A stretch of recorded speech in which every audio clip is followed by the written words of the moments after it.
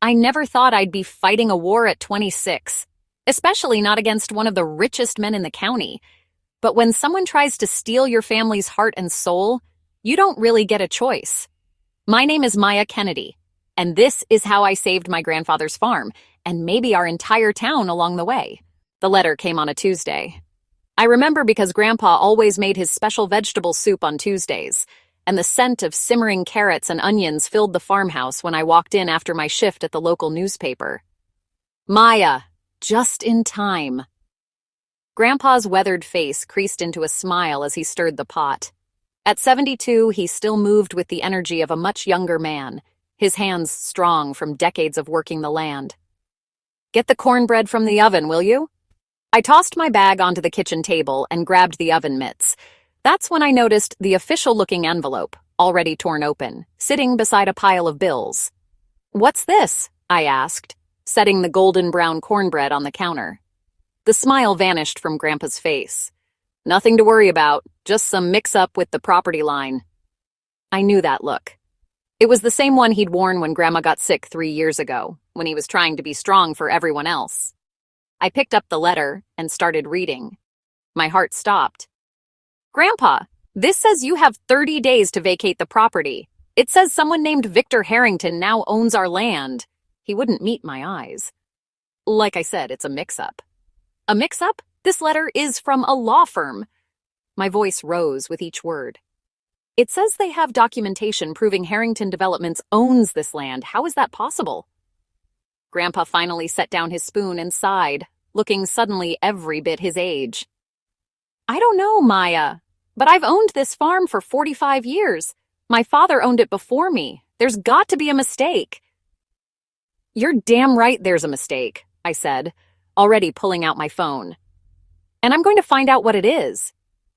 I had no idea then that I was about to uncover a web of corruption that would shake our entire community to its core. Victor Harrington was a name everyone in Riverdale knew, but few people had actually met the man. His company, Harrington Developments, had been buying up property throughout the county for years, turning farmland into shopping centers and luxury housing developments. As a reporter for the Riverdale Gazette, even if I was just covering local events and human interest stories, I'd heard rumors about his business practices. Nothing concrete, nothing publishable, just whispers about pressure tactics and suspicious rezoning approvals. Now those rumors had a face, and that face was trying to steal my family's home. I called the law firm listed on the letter first thing the next morning. I'm sorry, but all the documentation appears to be in order, said the bored-sounding receptionist. Mr. Kennedy sold the property to Harrington Developments 3 months ago. The transition period is simply coming to an end. That's impossible, I insisted, my knuckles white around the phone. My grandfather would never sell this farm. Never. There has to be a mistake. I suggest you speak with your grandfather again, Miss Kennedy. The sale document has his signature on it. My blood ran cold. A signature? This wasn't just a mistake. This was fraud. I managed to schedule a meeting with Harrington himself for the following day. My editor at the Gazette gave me the day off when I explained the situation, though he warned me not to expect much. Harrington's got half the county board in his pocket, he said grimly, and the other half is too scared to stand up to him. Be careful, Maya. The Harrington Developments headquarters took up the top 3 floors of the only high-rise in Riverdale. The lobby was all glass and chrome, making my worn jeans and button-up shirt feel hopelessly out of place among the suits and sharp dresses. The receptionist smiled at me with practiced warmth. Mr. Harrington will see you now. Victor Harrington was younger than I expected, maybe 45, with salt and pepper hair and the kind of tan you get from a spray booth, not from working outdoors. His office was bigger than our entire farmhouse living room. Miss Kennedy, he said, not getting up from behind his massive desk. I understand you have concerns about the property we bought from your grandfather? It's still our property, I said, forcing myself to meet his gaze. My grandfather never sold the farm to you or anyone else. Harrington smiled, showing perfectly whitened teeth. I have documentation that says otherwise. He slid a folder across the desk. Your grandfather's signature is on the last page. I paid a fair price. More than fair, actually. The property is simply more valuable as part of our new Riverdale Heights development. I flipped to the last page. There it was, a signature that looked like Grandpa's. But something wasn't right. "This isn't his signature," I said. "I've seen his signature my entire life. This is close, but it's not his." Harrington's smile didn't waver. "I'm afraid the county recorder's office disagrees with you. The deed transfer has already been processed." "This is fraud," I said, my voice shaking with anger. "And I'm going to prove it." Harrington stood, suddenly looking much taller. "Miss Kennedy, I understand you're upset. Change is difficult, but progress is inevitable. Your grandfather's outdated small farm simply isn't the best use of that land anymore. The community needs housing, retail opportunities, jobs. The community needs food," I snapped. "And families who've lived here for generations need their homes. This isn't progress, it's theft." His smile finally faltered. "I'd be careful with accusations like that, Miss Kennedy, especially given your position at the Gazette. Defamation is a serious matter." Was he threatening me? My job? I stood up straighter. "So is forgery." As I turned to leave, Harrington called after me. "Miss Kennedy, I can make this transition easier for your family. A signing bonus, perhaps. Help with relocation costs."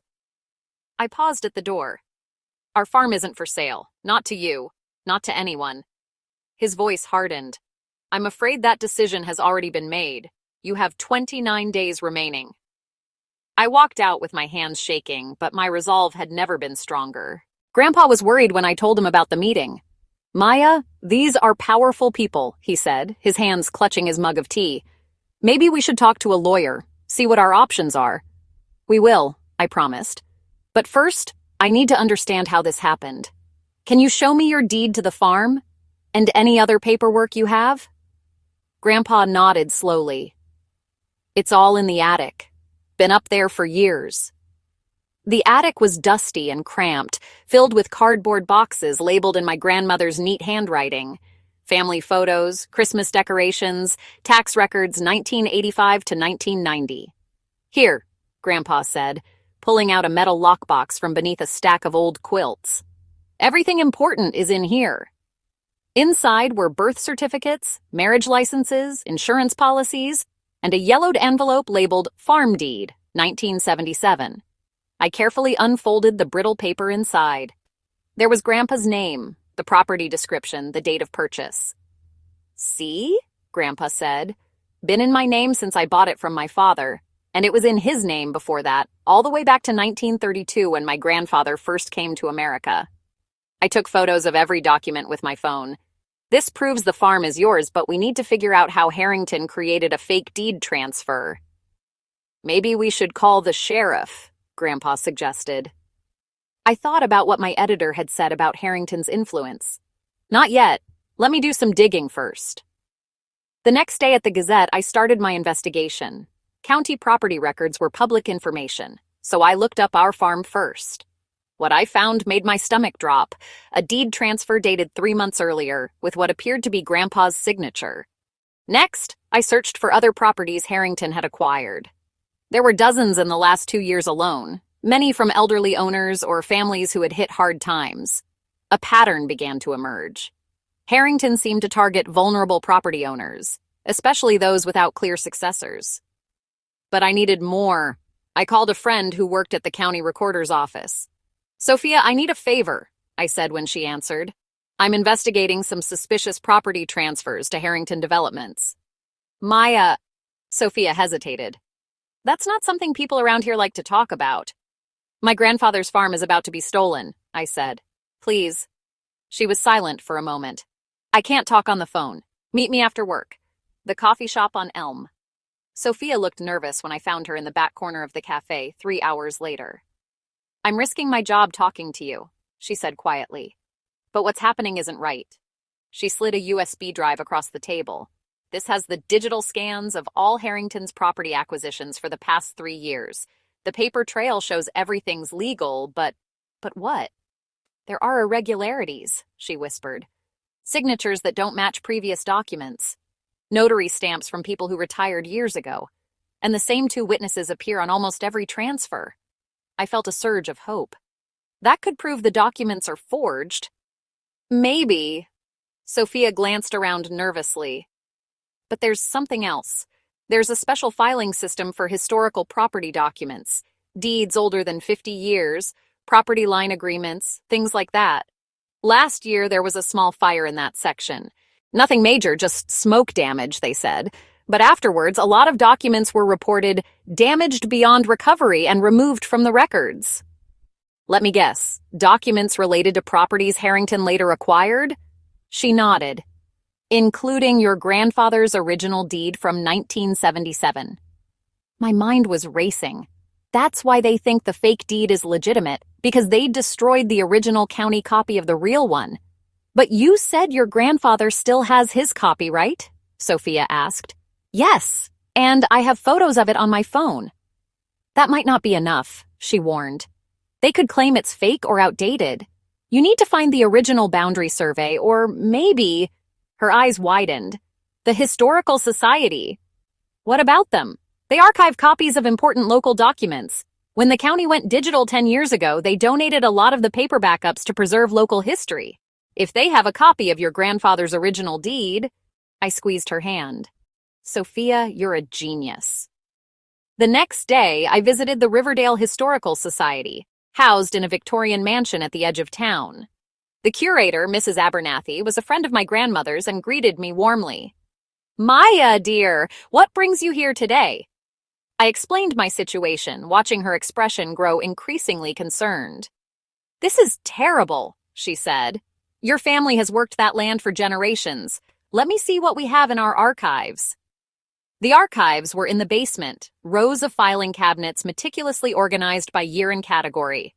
Mrs. Abernathy headed straight for a cabinet labeled Property Records 1,970 to 1,979 inches. Here we are, she said, pulling out a folder. Kennedy Farm, purchased 1977. My heart leapt as she opened it, but the folder was empty. That's strange, Mrs. Abernathy frowned. It should be here. My hope crashed. Someone had gotten here before us. Wait, Mrs. Abernathy said suddenly. I just remembered something. Your grandmother donated some family records to us before she passed. They're in our special collections room. The special collections were kept in a climate-controlled room upstairs. Mrs. Abernathy unlocked it with a key from the chain around her neck. Lillian Kennedy's donation is in that cabinet, she said, pointing. Inside was a leather-bound album filled with family photographs, letters, and newspaper clippings. And tucked between 2 pages in the back was an envelope I recognized, the same type as the one in Grandpa's lockbox. With trembling fingers, I opened it.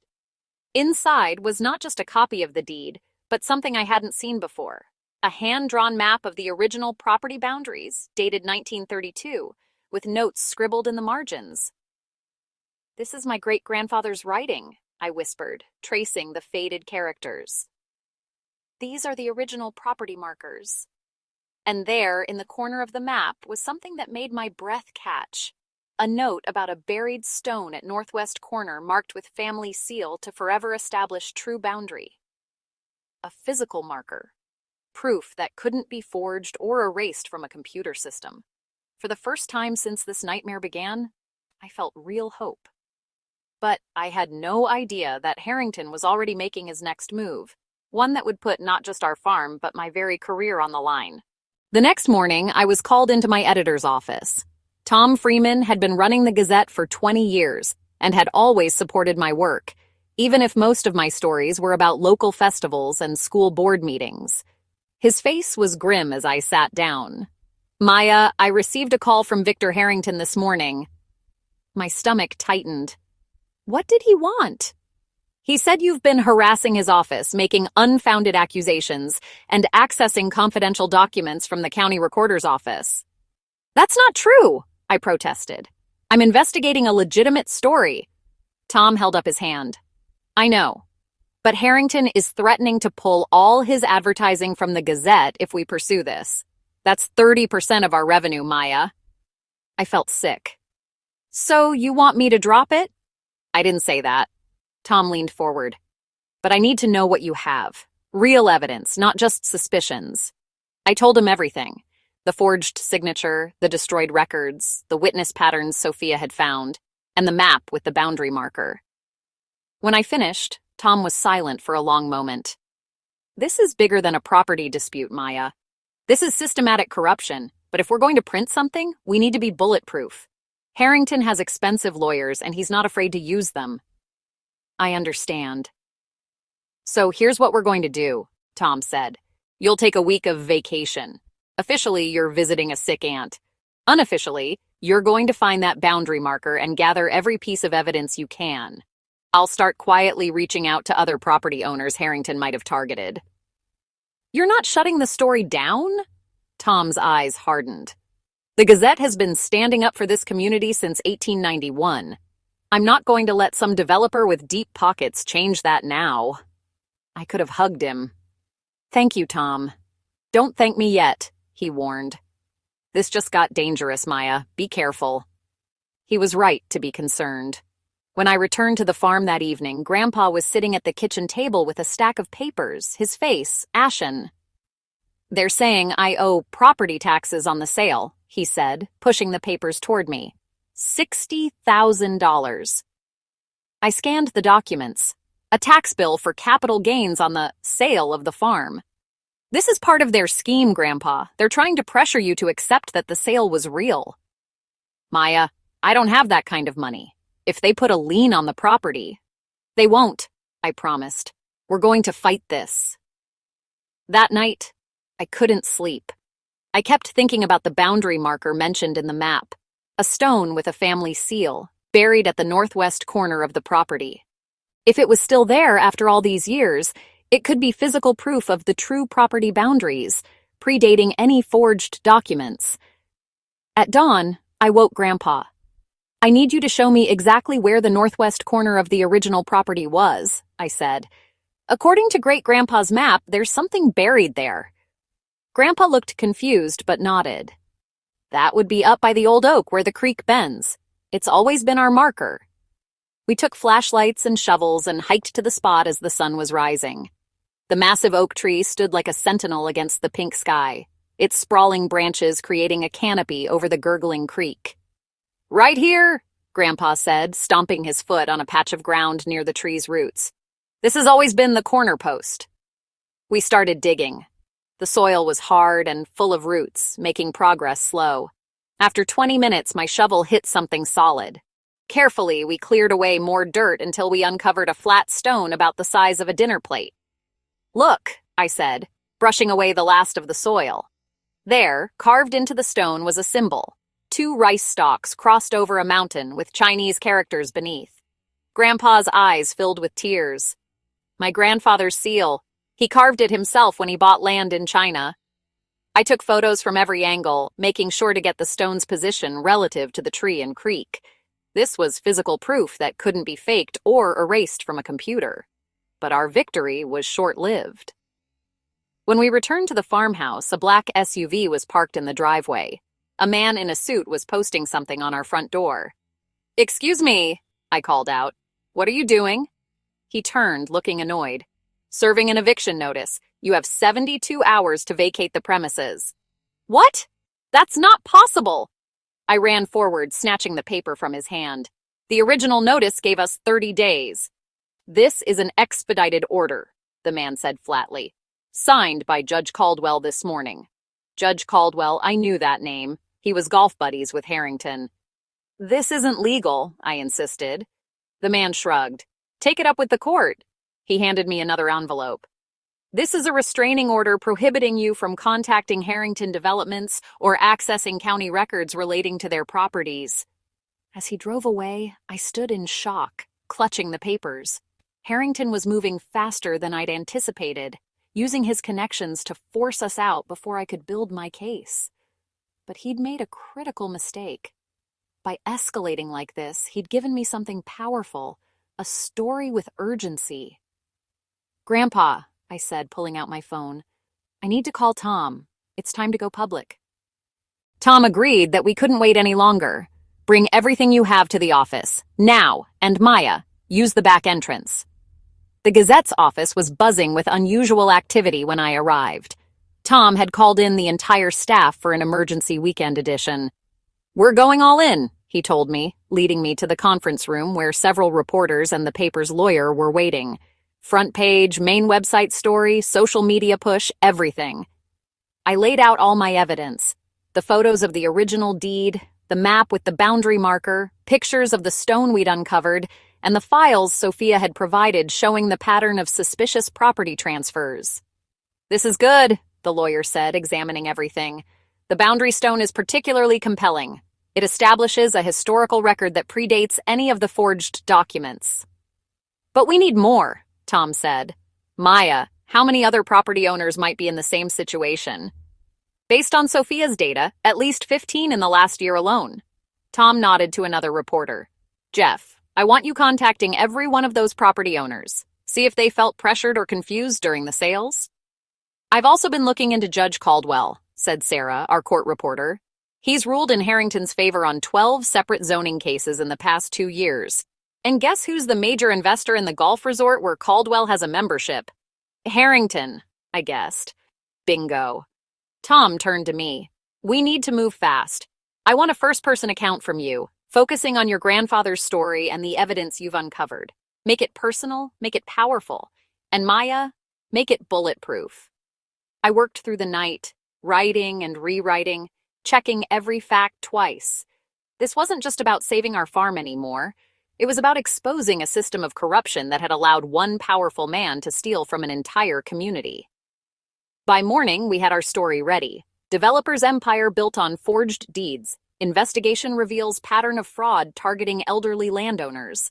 The subheading read, "Harrington Developments acquired properties through suspicious document transfers. County officials implicated." My byline was at the top, with contributions credited to 3 other reporters.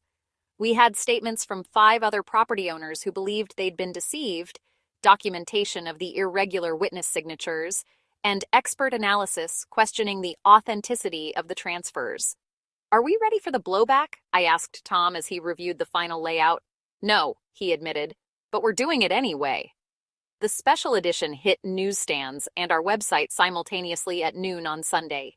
By 12:30, our website had crashed from the traffic. By 1 o'clock, local TV stations were calling for interviews. By 3 o'clock, #Harrington fraud was trending on social media across the state. And by 5 o'clock, we received a cease and desist letter from Harrington's lawyers threatening a $10 million defamation lawsuit. "File it with the others," Tom said dismissively, hanging up after yet another interview request. "We've hit a nerve, Maya. People are outraged." He wasn't wrong. By evening, a crowd had gathered outside the Gazette office, not to protest, but to show support. Many were holding signs, "Save Kennedy Farm" and "Stop Harrington's Fraud." Among them was Mrs. Abernathy from the Historical Society, who had brought additional records showing property boundary disparities. There was Sophia from the Recorder's Office, who had decided to go public with her knowledge. And most surprisingly, there was Judge Reeves, a retired circuit court judge who announced he would be filing a formal complaint against Judge Caldwell with the Judicial Ethics Board. The momentum was building, but Harrington wasn't going down without a fight. The next morning, as I was preparing for an interview with the state news network, I received a call from an unknown number. "Miss Kennedy," came the now familiar voice of Victor Harrington, "you've made quite a splash with your little story." "It's not a story, Mr. Harrington. It's the truth." "Truth is relative," he said smoothly, "and expensive to defend in court. The Gazette won't survive the legal fees even if you eventually win, which you won't." "Is that why you're calling? To threaten me again?" "No, I'm calling to make you an offer. Drop the story, publicly retract your allegations, and I'll not only let your grandfather keep his farm, I'll give him an additional 50 acres from the adjoining property." I almost laughed. "You're trying to bribe me? With land you probably stole from someone else?" "I'm offering you a way out," Harrington said, his voice hardening, "because the alternative is watching your grandfather lose everything, including his home. Is your crusade worth that, Maya?" For a brief moment, I hesitated. Could I risk Grandpa's farm on principle? But then I remembered the boundary stone, the symbol of my family's history and integrity. "Mr. Harrington, I'm going to tell you what my great-grandfather told the bank when they tried to force him off this land during the Depression," I said. "This farm isn't just soil and crops, it's our heritage, our legacy, and it's not for sale. Not then, not now, not ever. I hung up and immediately called Tom to tell him about the attempted bribe. It became part of our follow-up story the next day. What happened next surprised even me. The State Attorney General's office announced an investigation into Harrington developments and the county recorder's office. 3 days later, the FBI joined the investigation, citing potential wire fraud across multiple counties. Our eviction was put on hold pending the outcome of the investigations. Judge Caldwell recused himself from all cases involving Harrington, and 2 county officials resigned without explanation. But the most powerful response came from the community itself. Hundreds of people showed up at our farm for a rally in support of all the affected property owners.